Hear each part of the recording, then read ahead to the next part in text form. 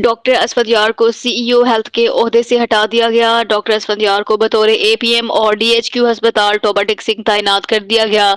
Director health services division doctor Adnan Mahmood को CEO health Faisalabad का इजाफी charge सौंप दिया।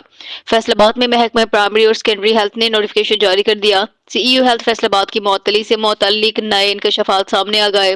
सीईओ हेल्थ फैसलाबाद असफंदियार ने माली मामलात में गलत रिपोर्टिंग की। रिपोर्ट डॉक्टर असफंदियार डीएचए के माली मामलात चलाने में नाकाम रहे। 67 करोड़ 53 लाख 57,936 रुपए नॉन डिवेलपमेंट मकासद के लिए इस्तेमाल किए। क्लोजिंग बैलेंस 20,475 रुपए बताया गया, जबकि क्लोजिंग बैलेंस 81 करोड़ 81 लाख 752 रुपए थे।